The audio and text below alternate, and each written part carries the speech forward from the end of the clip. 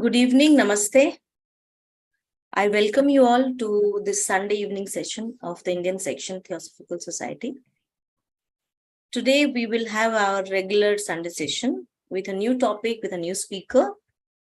Before we start the session, let us get into our universal invocation followed by a couple of seconds silence. Then I'll introduce the speaker to you all.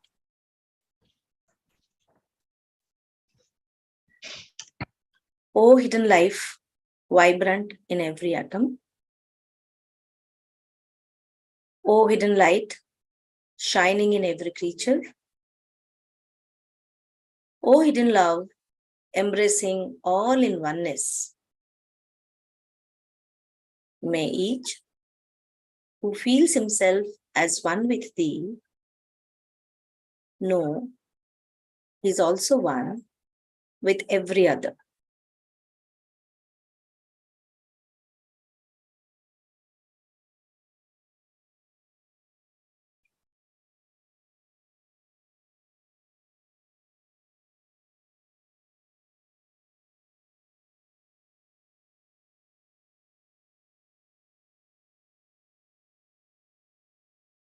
Come back.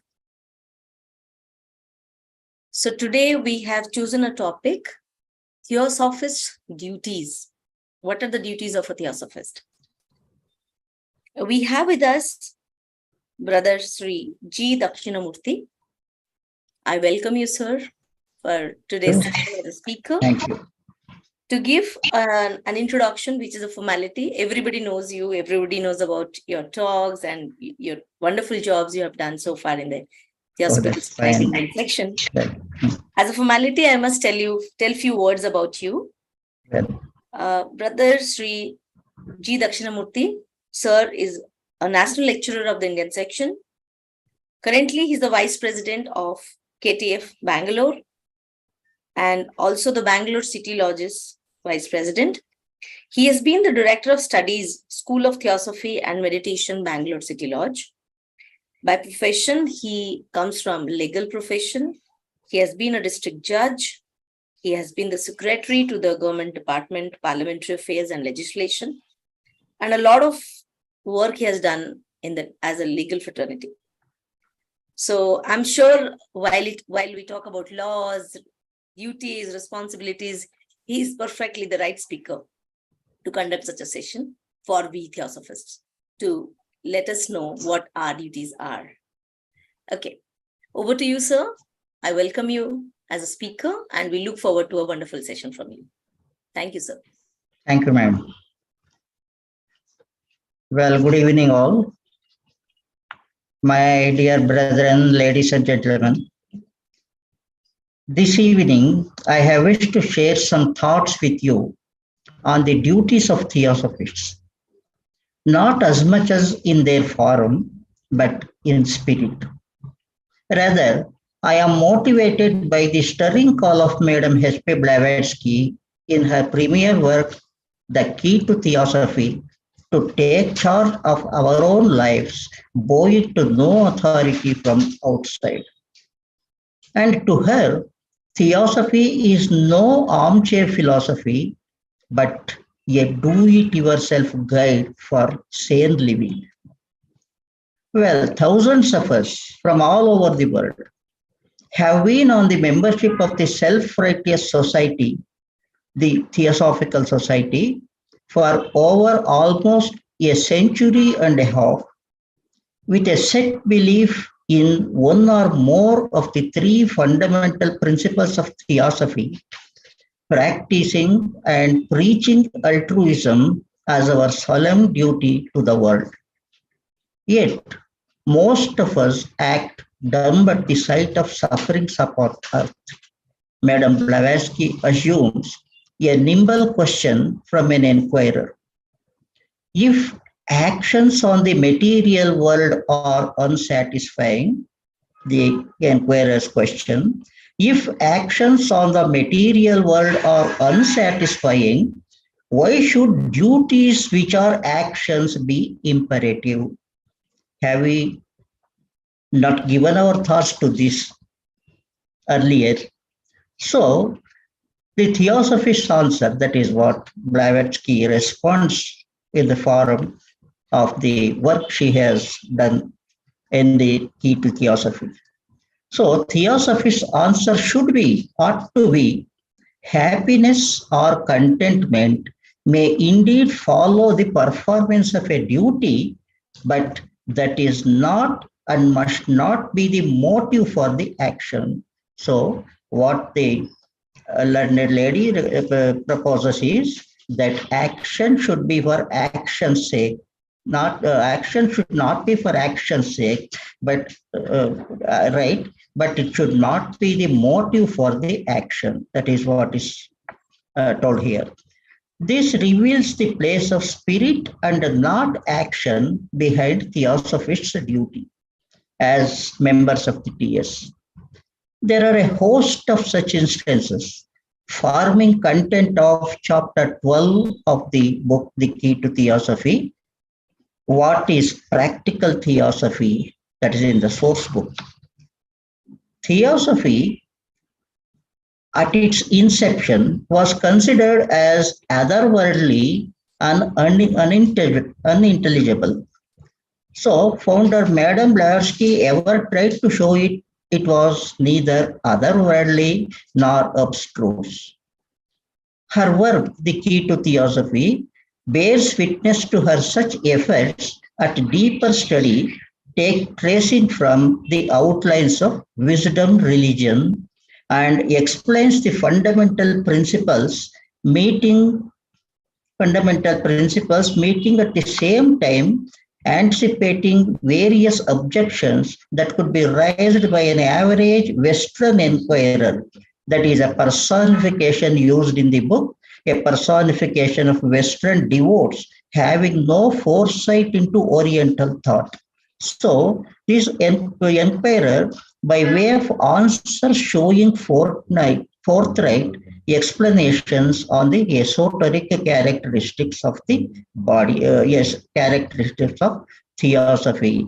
So the inquirer is a personification of Western devotes having no foresight into Oriental thought, and the answers given are showing forthright explanations on the esoteric characteristics of theosophy.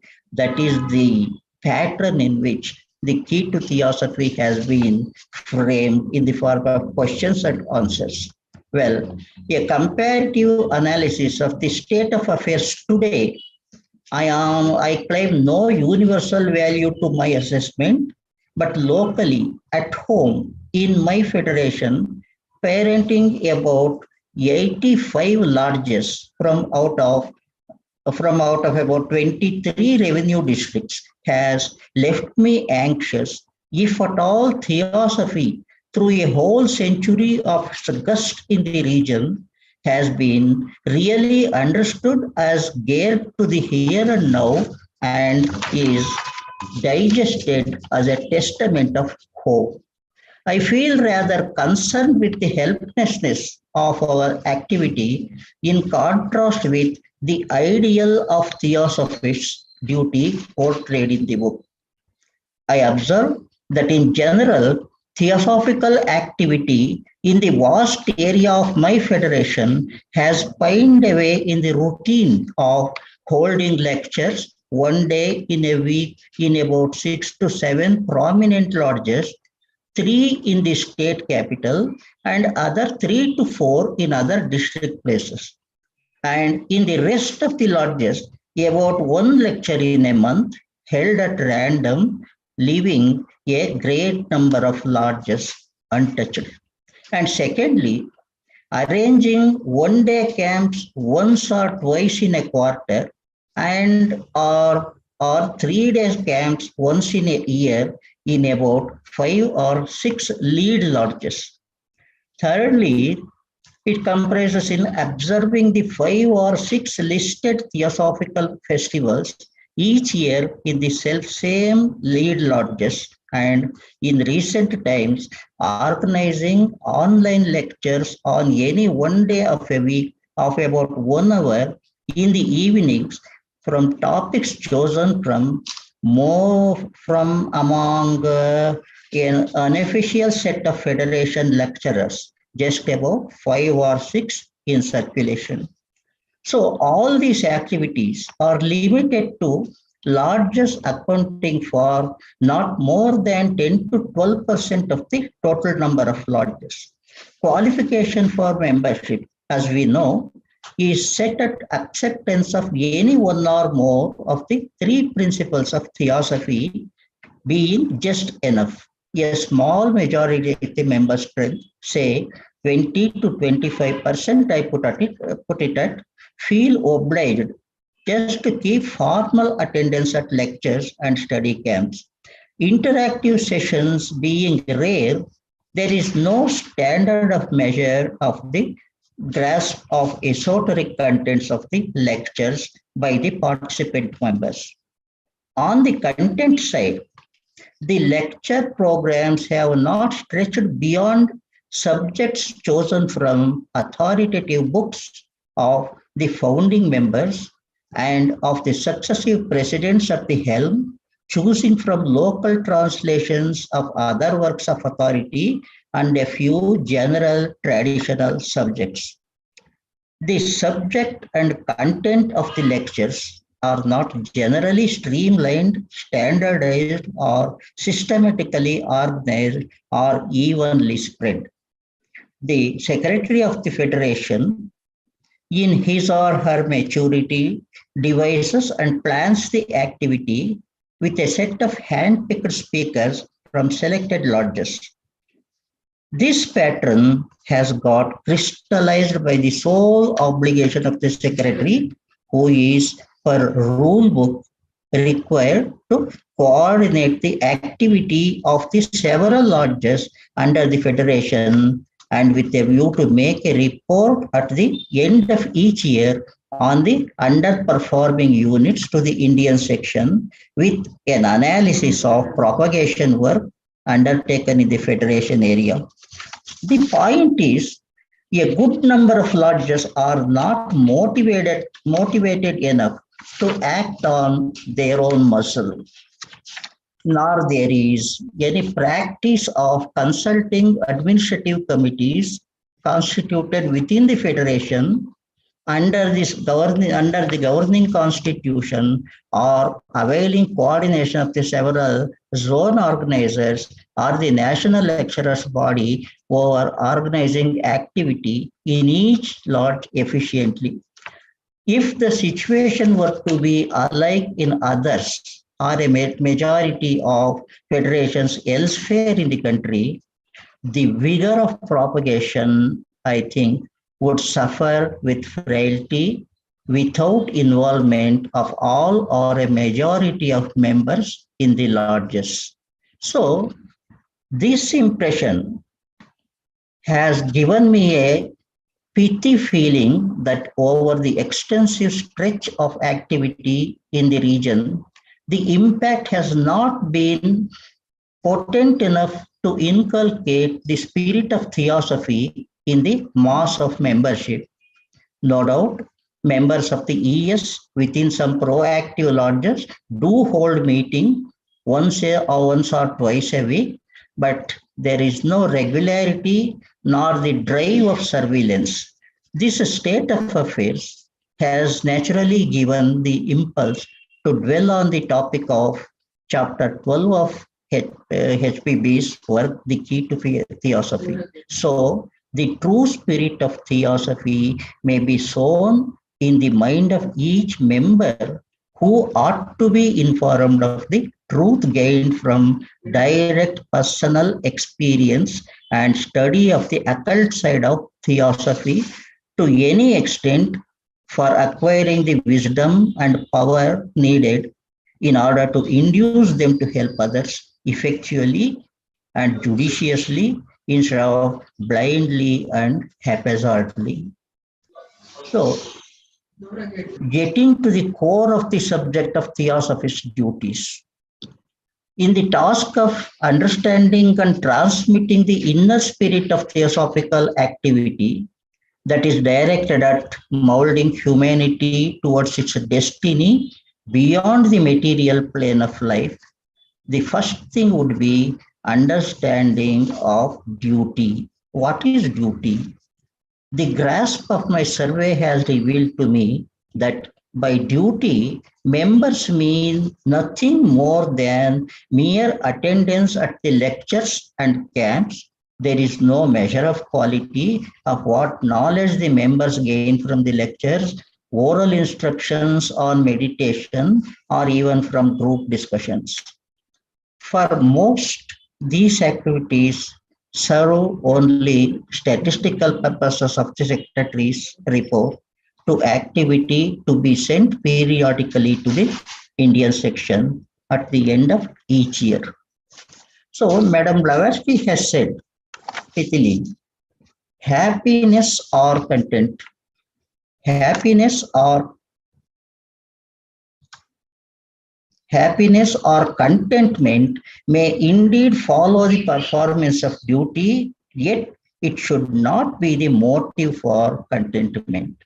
So, if in our present discretion or wisdom, if we are proceeding or if we are acting on the basis of the motives, I don't think that would be the right path to tread in order to have a good speed of theosophy. So, Madam Blasky explained, duty is that which is due to humanity. Humanity that is to our fellow men, neighbors, family, and especially that which owe to all those who are more poorer and more helpless than we are ourselves. This is a wide description or definition of humanity that we can give. So, duty, it is said, is a debt owed to the humanity at large.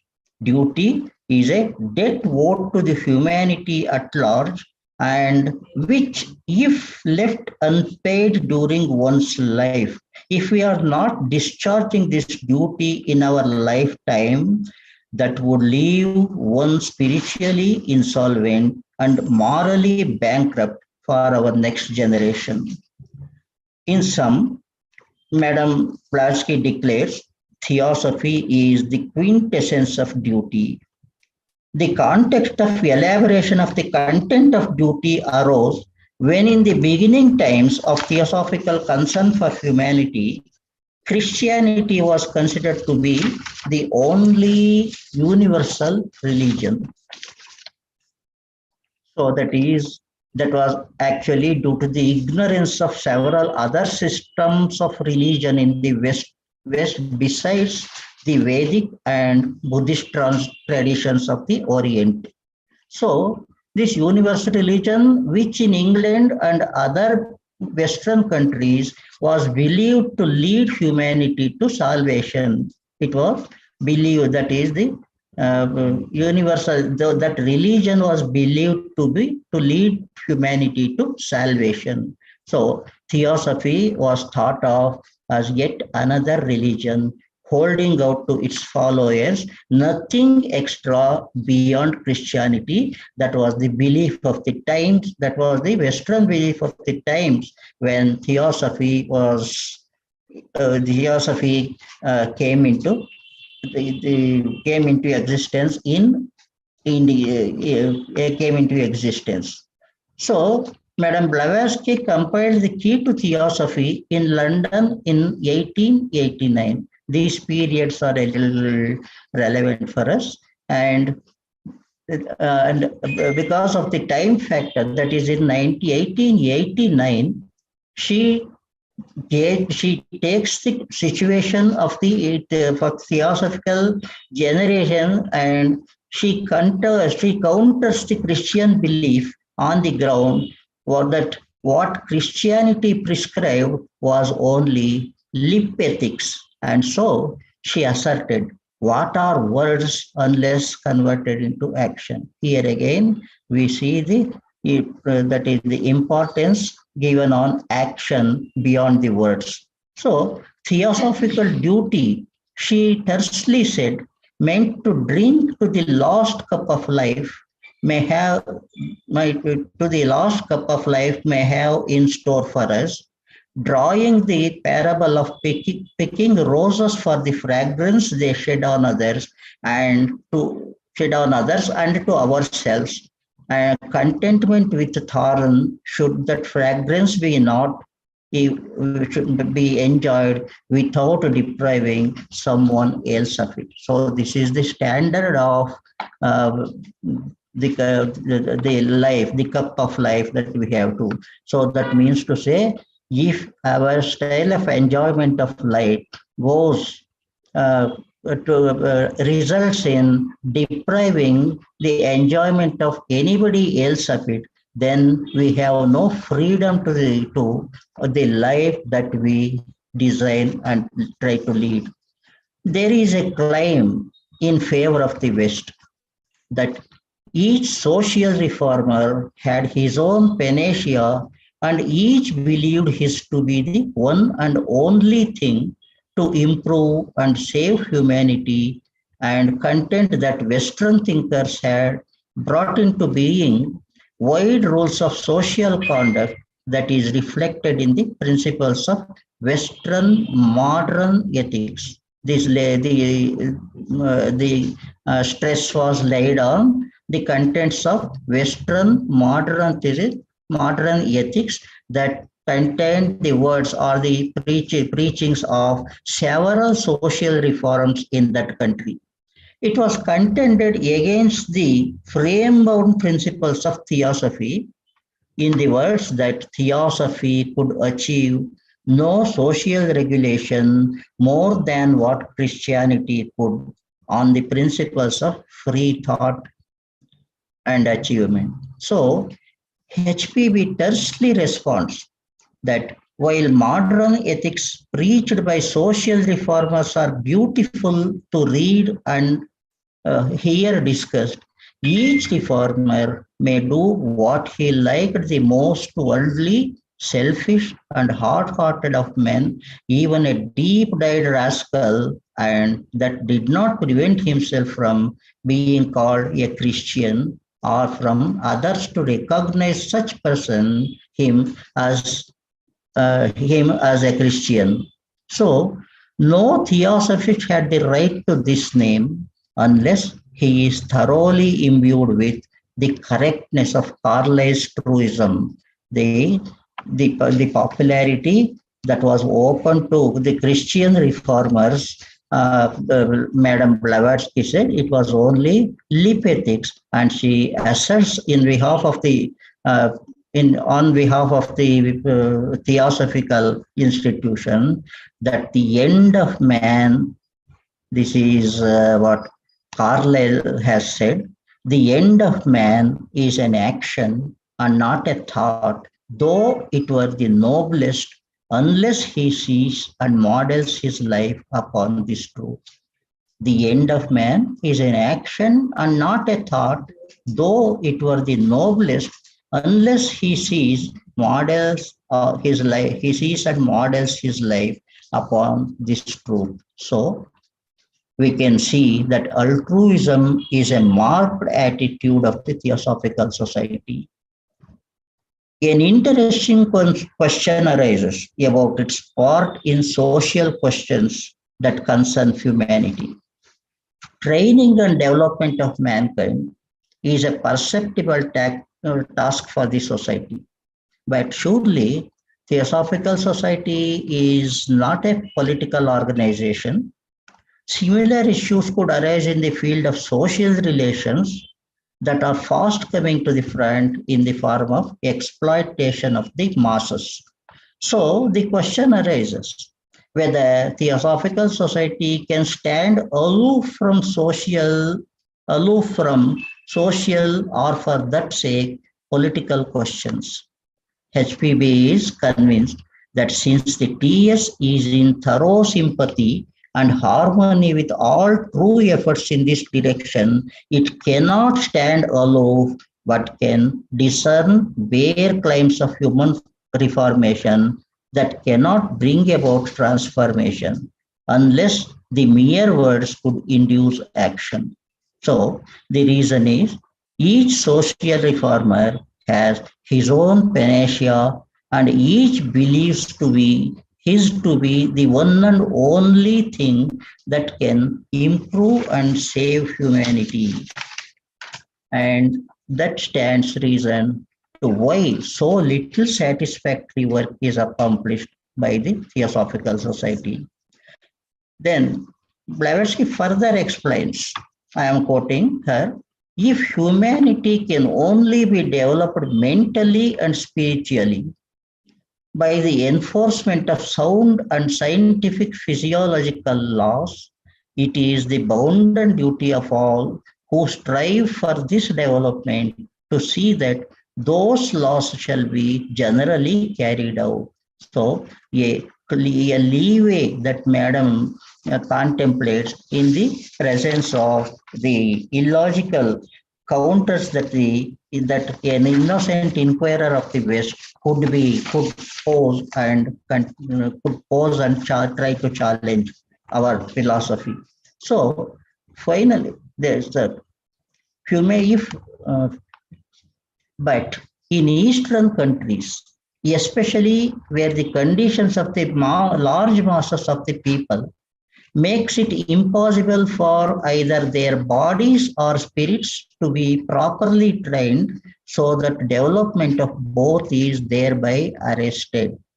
This is the natural result of putting motives over actions and words over actions. Finally, those who practice their duty towards all for duty towards all for duty's sake being a rarity, and fewer still are those who perform that duty remaining content with satisfaction of their own consciousness. Let me make it clear. Those who practice their duty towards all for duty's sake, that being a rarity, and purity still are those fewer still of those who perform that duty, remaining content with satisfaction of their own consciousness. The result would be ultimately the public voice of praise that honors virtue and regards that which is uppermost in the minds of the world-renowned philanthropists. It is against rest. Words are nothing unless they are converted into action. Words are nothing unless they are converted into action. So it is that theosophical duty, practically and in view of karma, that our duty is drunk to the last drop without murmur, whatever contents the cup of life may have in store for us. So this much to the prominence of duty that Theosophists would be obliged to render to the Theosophical Society and its members. There are other aspects of the duty to sacrifice one's own self-interest for the greater good of humanity. So, duty to give out in charity is one such. Duty owed to the masses, duty to help in the work of the society, the do's and don'ts et al. Outlined in the simplified version of HPB's work by Madam Clara Card, missing no essential from the dialogue. So for brevity's sake, I have not availed the liveliness of the question answer format. Time permitting, let me brief here some one or two of these other aspects. For example, there is the quality of self-sacrifice. There are some other aspects I told you, and to the quality of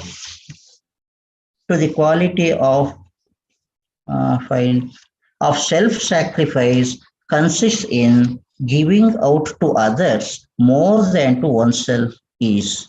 The quality of self-service consists in giving out to others more than what to oneself is. So, such was the standard and abounding measure of the great teachers. Such was the standard and abounding measure of the great teachers and masters of humanity, which secured to them the perpetual reverence and gratitude, reverence and attitude of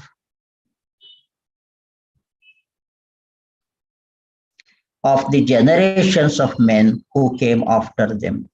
However, we are told self-sacrifice is to be performed with discrimination. So, such self abandonment, if made without justice, blindly and regardless of after results, may often be found not only to be made in vain, but also to be harmful to oneself and the world. So, the fundamental rules of theosophy is justice to oneself. Justice to oneself. So, there are these aspects of duty. These are the aspects of duty like charity, self sacrifice, and showing pleasures of life's moments. I am quite interested to show them, to share them with you, yet, for paucity of time, I may stop here with a tender note that these duties are to be performed with a coat of discrimination, and we shall find some other time for that. Then coming back to my last page, next page, last page, next. What's the duty before that? I am just missing a page of the conveyance. I will come back to you once again. Do you want to share on your screen, or is there a paper in your hand? I have a paper in my hand, but I am missing some of it. So Okay. I am okay, like before. So as to the prominence of duty that the Theosophists would be obliged to render to the Theosophical Society and its members. So my point is, greater stress is required to be put on the training of the members of the lodges far and wide. So this is what I am summarizing after my analysis of how the activities in the Theosophical lodges of a sample that I have supplied are going on. And on such an analysis, I feel, as I told you, that greater stress is required to be put on the training the members of the lodges and devising regular and attractive methods of giving instructions, including lessons of self-discipline, and create in the members an appetite to crave for and comprehend the abstract themes of nature and in their daily life. Such should help them in a long way to yearn for and understand the greater mysteries of life here and beyond. For this, there is no magic wand beyond taking them closer to the bosom by sheer compassion and kind-heartedness. Every single lodge of the tears shall endeavor to keep the place and surroundings delightful and attractive. So, after that, I try to give you some the humanity at large. Uh, so, with this, I conclude that in order that we may enforce the theosophists to get ahead, to get abreast with their duties, not in form but in spirit. What we ought to do something like streamlining the activities and also streamlining to scheduling the programs systematically and evenly so that even a member at a remote point of the institution is attracted to it and if we can do that, probably I think the propagation of theosophy can be hastened and made more attractive. So with that, I thank you all for your so my greetings to you all for a brilliant evening here, and also I wish for dynamism and bliss to all over the day ahead. So thank you for this time, and Thank you, sir. Thank you so much. It was beautiful. I don't know, like if people have questions, they could put it on the chat. well, yeah, While they can put it on the chat, I would like to kind of give something which occurred to me while I was listening to you. Maybe for this whole month, I have been pondering on 3 things which I have been talking to my colleagues, my juniors, my people who have been giving trainings. So, like 3 things is learn, do, and share. yeah. If I reflect, what have I learned so far and how much of it I have implemented? So that is learning to doing. And once I'm done with something, and if I have experienced something, how am I going to share it with others? So learn, do, share is a repeated, sequential, and a continuous cyclic thing. I learn, I do, then I go and share. Then I learn while I'm sharing through others' experience. Then I come and do it. Then I share. So learn, do, share, learn, do, share is an endless job of any theosophist, I think. Any human being, rather, I would say. Okay. So you kind of hit that when I was kind of going through, because this whole month I'm doing it as a part of my job. I mean, my whole being is into these 3 things now. But the whole month I did it, and luckily this topic gave me that push again. So I will learn, do, share, then learn, do, share. That's it. Thank you. Thank you so much. So anyone would like to, okay, Vimalji has raised hand. Okay, you may come on video. I'll just add it to your spotlight. Okay, please. Yeah. Hello, sir. Thank you for this topic and this lecture. I think every theosophist wonders why the Theosophical Society has become such an echo chamber. That is, we all just talking to each other. We are, most of the time, I mean, we are able to get outside guests, and people feel privileged when they are invited by any Theosophical Society center to give a talk. So that's the time when we include outsiders. But most of the time we are in ourselves, and that is the thing. Now, there's nothing wrong in that. We all have to progress slowly. But is there something that each, I mean, you know, when, long ago, almost 10 years ago, I had volunteered in the TS at Adyar and met Radhaji at that time. So she said, okay, you volunteer in the library because we are short of scholars. So, I mean, I know that even today that is true, that if there are 100 theosophists, there'll be only 5 scholars. Because what are scholars? Are people who are actually devoted their whole life to studying. It is not a part-time division. It's not something in the evening. It's not something, you know, they devote their life to study. So when you are studying, automatically you also write books. So you find a few theosophists. In fact, in India, there are very few who actually write. Most of them are just giving lectures. Or they're compiling, lectures given by the leaders. But or they write a few articles, but they don't really research enough to go deeply. Very few. You find more, foreign theosophists writing books. But the problem is, and that's the problem of the society. Almost none.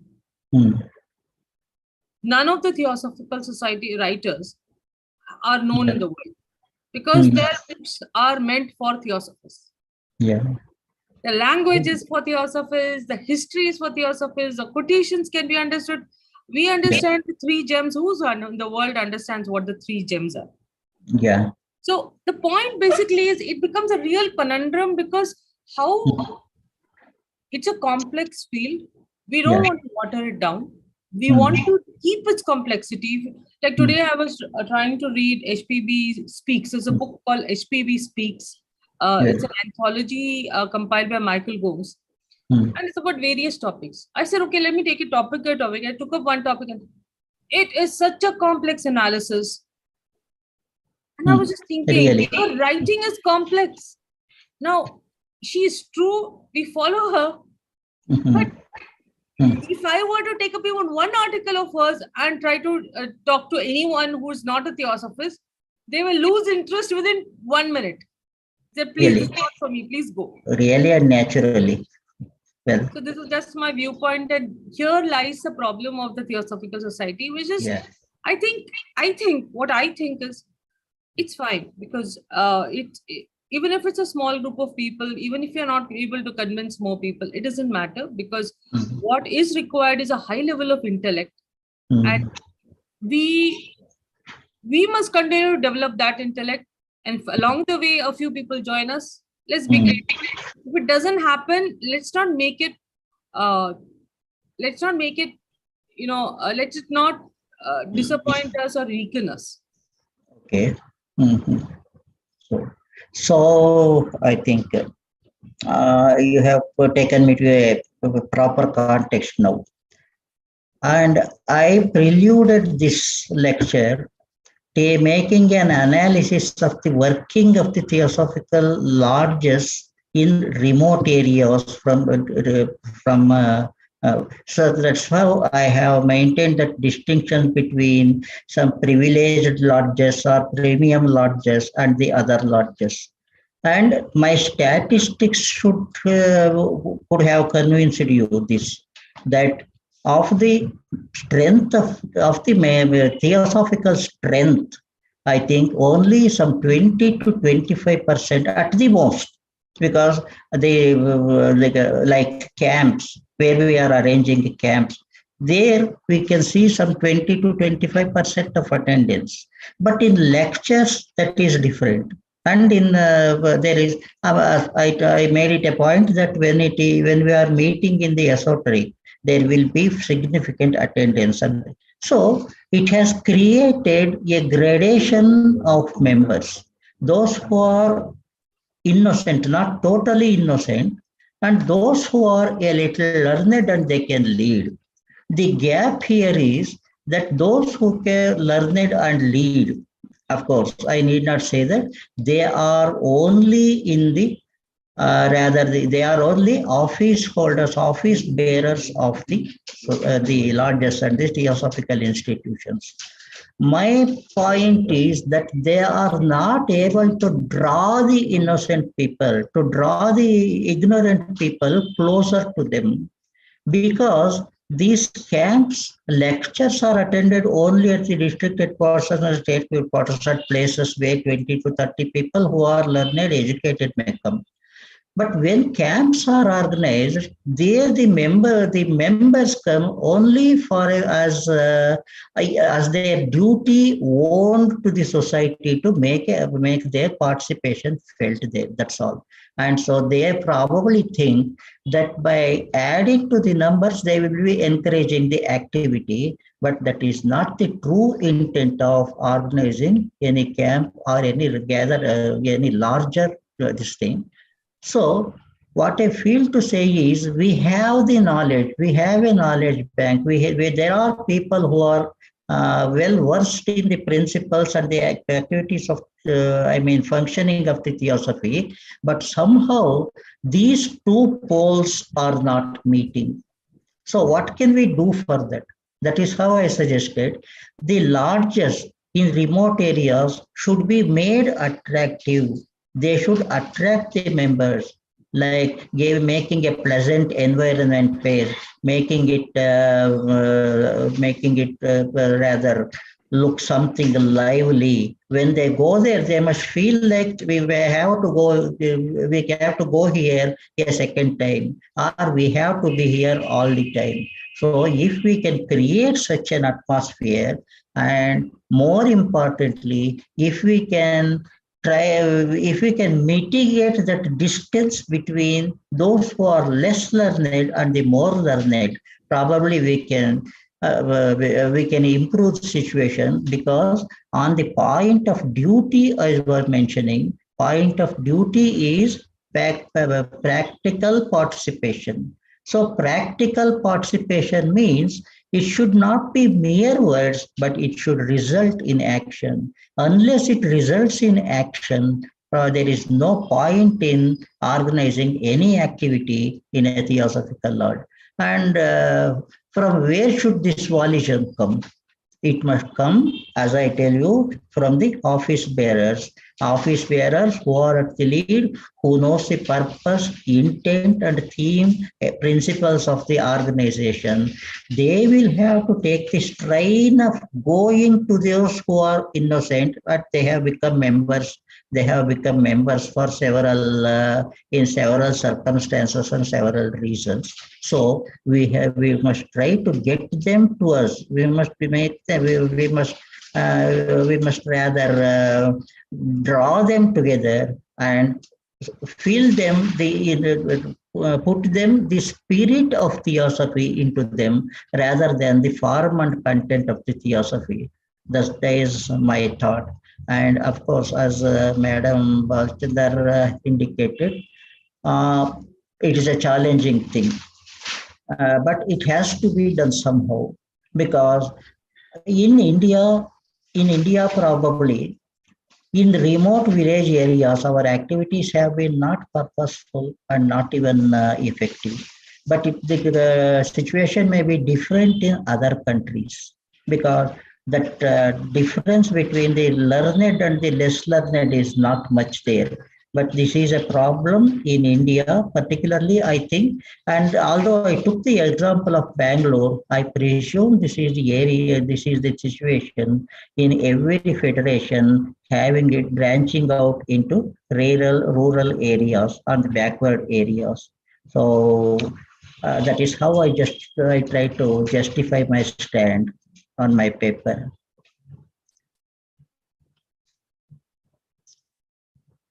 Anything else, madam? Any other queries?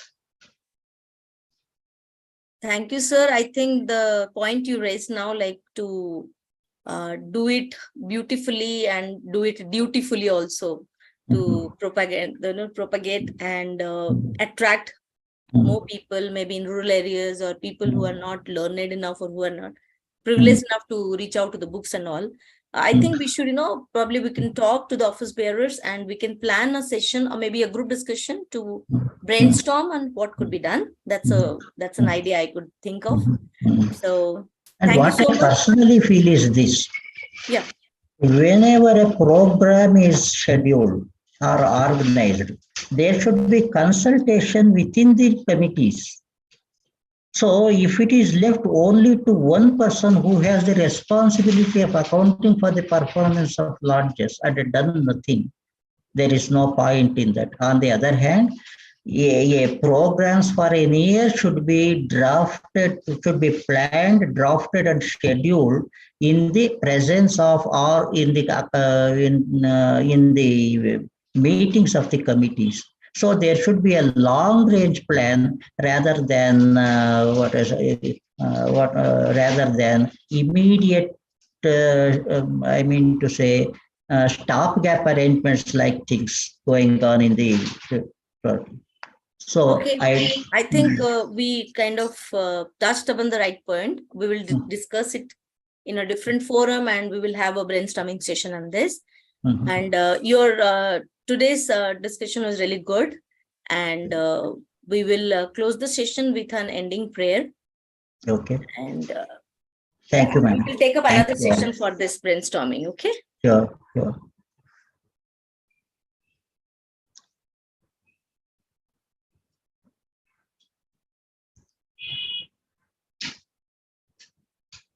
Sarve bhavantu sukhina. Sarve santu niramaya.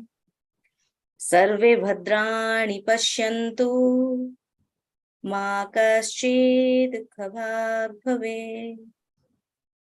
Om Shanti Shanti Shanti.